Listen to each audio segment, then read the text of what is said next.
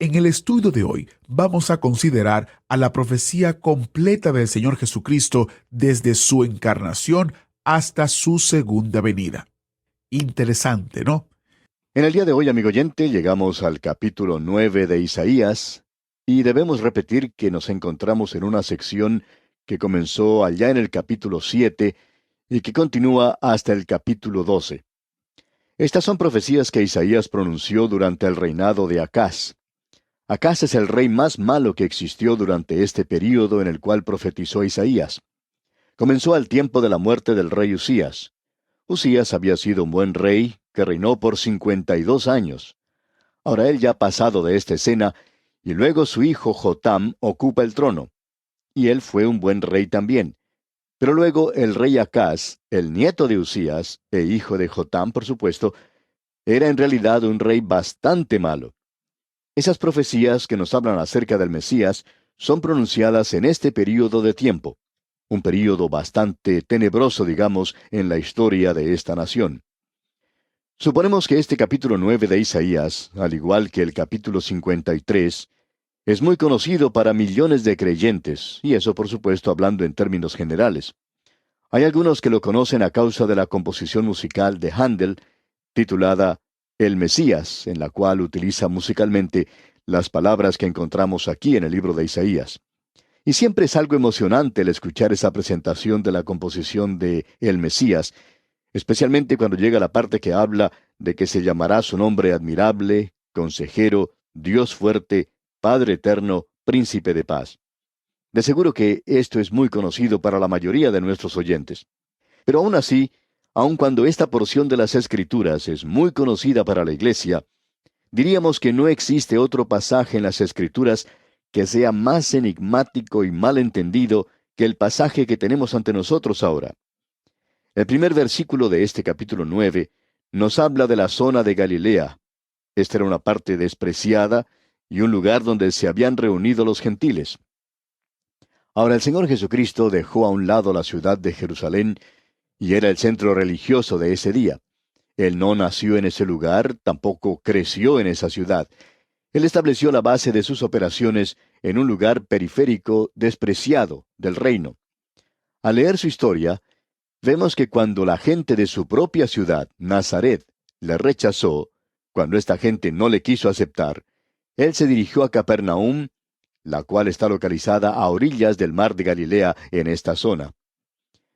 En el Evangelio según San Mateo, capítulo 4, versículos 12 al 16, leemos: Cuando Jesús oyó que Juan estaba preso, volvió a Galilea, y dejando a Nazaret, vino y habitó en Capernaum, ciudad marítima, en la región de Zabulón y de Neftalí, para que se cumpliese lo dicho por el profeta Isaías cuando dijo: Tierra de Zabulón y tierra de Neftalí, camino del mar, al otro lado del Jordán, Galilea de los gentiles.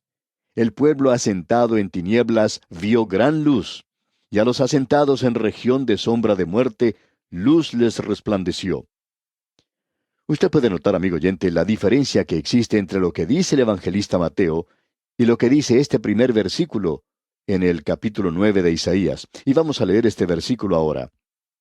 Mas no habrá siempre oscuridad para la que está ahora en angustia, tal como la aflicción que le vino en el tiempo que livianamente tocaron la primera vez a la tierra de Zabulón y a la tierra de Neftalí. Pues al fin llenará de gloria el camino del mar, de aquel lado del Jordán, en Galilea de los gentiles. Ha habido ciertas dudas en cuanto a la forma de traducción de este versículo. Algunos han considerado que debería haberse traducido en esta forma. Escuche usted. Pues al fin llenará penosamente de aflicción el camino del mar, de aquel lado del Jordán, en Galilea de los gentiles. Mientras que otros han traducido este pasaje como lo tenemos en el presente. Pues al fin llenará de gloria el camino del mar. Ahora bien, si tiene que ser traducido como lo tenemos ahora, llenará de gloria el camino del mar, entonces esto se refiere a la primera venida de Cristo. La primera traducción que mencionamos se refiere, por supuesto, a la segunda venida de Cristo. ¿Cuál es entonces? Bueno, creemos que Mateo nos aclaró esto al indicar que se refiere a su primera venida, porque esa zona de Zabulón y de Neftalí, una zona despreciada, estaba ubicada en el norte. Neftalí y Zabulón a su lado, ocupaban la zona occidental del mar de Galilea. Nazaret, que estaba en la tribu de Zabulón, y Capernaum, que pudiéramos considerar la base de operaciones del Señor Jesucristo, se encontraba en Neftalí. Por supuesto, sabemos que el Señor Jesucristo nunca cambió su base de operaciones de Capernaum. Es por esa razón que Él pronunció su juicio sobre ese lugar, ya que ellos tuvieron la mejor oportunidad de conocer la luz como ningún otro lugar sobre la tierra. Ahora, en el versículo 2 de este capítulo 9 de Isaías leemos: El pueblo que andaba en tinieblas vio gran luz. Los que moraban en tierra de sombra de muerte, luz resplandeció sobre ellos. Ahora, dejando a un lado el tema de la traducción e interpretación del versículo 1, es muy obvio por la lectura de este versículo 2 que las personas que vivían en esa zona despreciada de Galilea se encontraban en las tinieblas del paganismo y la tradición religiosa. En ese lugar era donde se mezclaban las enseñanzas del Antiguo Testamento con las que provenían de afuera, del paganismo. Pero cuando el Señor Jesucristo comenzó su ministerio en esa zona, ellos pudieron apreciar una gran luz. Ellos vieron al Señor Jesucristo, la luz del mundo. Y allá en el Evangelio según San Juan, capítulo 8, versículo 12, tenemos estas palabras. Otra vez Jesús les habló diciendo: Yo soy la luz del mundo. El que me sigue no andará en tinieblas, sino que tendrá la luz de la vida. Esto tuvo su cumplimiento en la primera venida de Cristo. Y por tanto pensamos que, obviamente, los primeros dos versículos se refieren a su primera venida. Pero ¿qué de aquí en adelante? Quisiéramos, amigo oyente, que usted note algo que es de suma importancia en este asunto. Es la creencia de varios eruditos bíblicos, entre ellos los doctores F. C. Jennings y H. A. Ironside, que aquí tenemos un hiato, una pausa, un lapso de tiempo entre los versículos 2 y 3. Así es que el versículo 2 se refiere a la primera venida del Señor Jesucristo, mientras que el versículo 3 se refiere a su segunda venida. Notemos ahora lo que dice este versículo 3. Multiplicaste la gente y aumentaste la alegría. Se alegrarán delante de ti como se alegran en la siega, como se gozan cuando reparten despojos. La nación se había multiplicado ya mucho por ese tiempo. La gente era más religiosa, pero el gozo había desaparecido. Podríamos decir que la gente iba más a la iglesia, pero estaban disfrutando mucho menos de eso. Tenían mucha religión, pero nunca tuvieron la cristiandad. Nunca tuvieron a Cristo. Por tanto, este era un período de una manifestación religiosa externa, pero no había ningún gozo en ellos. Esto es un paréntesis entre los versículos 2 y 3, que ha durado ya más de 2000 años. ¿Y por qué no llenó Isaías esta pausa? Bueno, es algo bastante sencillo, porque la iglesia era algo desconocido para Isaías. El apóstol Pablo dice allá en su epístola a los Romanos, capítulo 16, versículos 25 y 26, y al que puede confirmaros según mi evangelio y la predicación de Jesucristo, según la revelación del misterio que se ha mantenido oculto desde tiempos eternos, pero que ha sido manifestado ahora, y que por las escrituras de los profetas, según el mandamiento del Dios eterno, se ha dado a conocer a todas las gentes para que obedezcan a la fe. Pablo nos cuenta claramente que aquello que los profetas no habían visto, ellos tuvieron que sobrepasar, como lo hace aquí Isaías. Más adelante vamos a ver otro capítulo, el capítulo 63, donde Isaías en un versículo, colocando simplemente una coma, él pasa por un período de tiempo, y esa coma ya ha durado más de 2000 años. Y vemos que aquí esta gente no tenía ninguna revelación en cuanto a la iglesia. Pero ahora la iglesia ha sido revelada, y ese intervalo ha sido completado. Eso va a permitir que nos demos cuenta claramente que el resto de este capítulo se refiere a la nación de Israel. Y el profeta dice aquí, multiplicaste la gente. Y ahora nos estamos refiriendo a la nación de la cual Acaz era el rey. Esta es la nación de Israel, y no se refiere a ninguna otra. Pablo nos estaba diciendo en la lectura de su epístola a los Romanos que esto había sido dado a conocer a todas las gentes para que obedezcan a la fe. Así es que tenemos una congregación diferente para esta revelación, y aquí es solamente para una nación. Ahora notemos lo que dice el versículo 4, ya que es algo importante de ver. Porque tú quebraste su pesado yugo, y la vara de su hombro, y el cetro de su opresor, como en el día de Madián. Ahora, ¿cuándo será quebrado eso? Bueno, será quebrado cuando Cristo venga. ¿Por qué es que esa pequeña nación hoy no puede disfrutar de la paz? ¿Por qué es que ese pueblo se ve amenazado en sus fronteras? Bueno, amigo oyente, es sencillamente porque ellos rechazaron al único que les podía brindar paz, a su propio Hijo, su Mesías. Y es por esa razón entonces que el opresor será quebrantado cuando Él venga por segunda vez. Y en el versículo 5 leemos, porque todo calzado que lleva el guerrero en el tumulto de la batalla y todo manto revolcado en sangre serán quemados, pasto del fuego.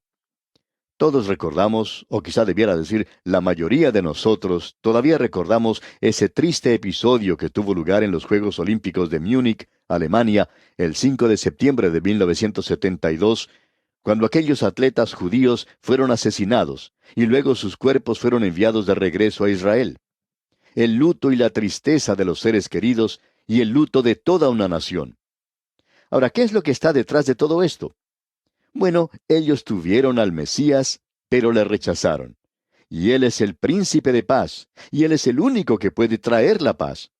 Creemos que estos versículos completan el mismo pensamiento que teníamos allá en el versículo 3, y estos echan una mirada más allá al período inmediato que sigue a ese tiempo de la gran tribulación que se acerca. Veamos lo que nos dicen los versículos 6 y 7 ahora. Porque un niño nos es nacido, hijo nos es dado, y el principado sobre su hombro, y se llamará su nombre admirable, consejero, Dios fuerte, Padre eterno, príncipe de paz. Lo dilatado de su imperio y la paz no tendrán límite, sobre el trono de David y sobre su reino, disponiéndolo y confirmándolo en juicio y en justicia desde ahora y para siempre. El celo de Jehová de los ejércitos hará esto. ¿Tenemos aquí una referencia a la primera venida de Cristo? Bueno, nosotros pensamos eso hoy, es decir, la iglesia piensa así. La iglesia promedio piensa de esa manera. Sin embargo, nosotros no pensamos que se refiere a la primera venida de Cristo, sino que se refiere más bien a la segunda venida de Cristo, cuando Él nacerá para esta nación, y eso será realizado de una forma muy interesante. Notemos esto. Aquí tenemos una profecía completa de la segunda venida del Señor Jesucristo, tan completa como la referencia que tenemos allá en el capítulo 53 de este mismo libro en cuanto a su primera venida. Y estos versículos aquí continúan el mismo pensamiento que tomamos en el versículo 3 y que echa una mirada hacia la segunda venida de Cristo. Ahora, al decir esto, enseguida nos viene a la mente una pregunta. ¿Cómo puede nacer un niño en su segunda venida? Bueno, en primer lugar, aclaremos ese punto de que Él no nos es nacido a la nación de Israel en su primera venida porque ellos no le recibieron. El apóstol Juan dice en su Evangelio capítulo 1 versículo 11, a lo suyo vino y los suyos no le recibieron. Él nació en Belén en la primera oportunidad. Pero esto no es en referencia a esa ocasión porque ellos no le aceptaron. Los pastores se encontraban allí, los magos vinieron del oriente y eran gentiles. Ellos le aceptaron, pero la otra porción no fue cumplida con ellos. Esto es en cuanto a los versículos 3, 5 y 7. Cristo nacerá para la nación de Israel en su segunda venida. Quizás sería mejor decirlo de otra manera, que ellos nacerán como nación de repente. Esto se menciona de una manera muy clara allá en el último capítulo de Isaías, el capítulo 66, versículos 7 y 8. Allí dice, antes que estuviese de parto, dio a luz. Antes que le viniesen dolores, dio a luz hijo. ¿Quién oyó cosa semejante?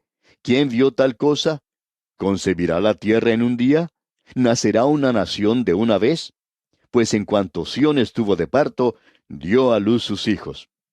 Esa es la gran tribulación, y ellos volverán a nacer en la segunda venida de Cristo. Y en ese sentido, Él nace para ellos. Israel dará a luz un hijo en el futuro. Este será el nuevo nacimiento de la nación de Israel cuando Él venga.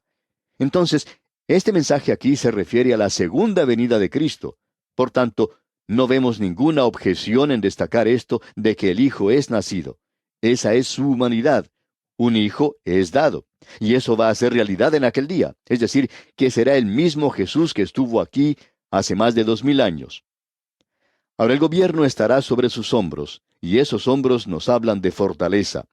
El gobierno de este mundo será colocado sobre sus propios hombros, y eso será en su segunda venida. No ocurrió durante su primera venida, y eso es según la palabra de Dios. Notemos ahora los nombres que se mencionan aquí. Se llamará su nombre admirable. Ahora, admirable no es un adjetivo aquí, es su nombre. Eso se menciona ya en el libro de Jueces, capítulo 13, versículo 18. Allí tenemos a Cristo antes de su encarnación, apareciendo como capitán de los ejércitos del Señor. Y allí leemos, y el ángel de Jehová respondió, ¿por qué preguntas por mi nombre, que es admirable? Ese es su nombre. El Señor Jesucristo dijo cuando estuvo en esta tierra, nadie conoce al Hijo sino el Padre. Ellos no le conocían. Él era admirable. Ese es su nombre. Y hoy ellos no saben que es admirable. Ese es su nombre. Y hay algunos creyentes hoy, aun cuando han confiado en Él como su Salvador, que en realidad no saben cuán maravilloso, cuán admirable es Él en realidad. Y este es su nombre. Se nos dice que cuando se dé muerte a aquellos del remanente, cuando Él regrese a esta tierra, Él va a aplastar esa rebelión y luego Él va a reinar.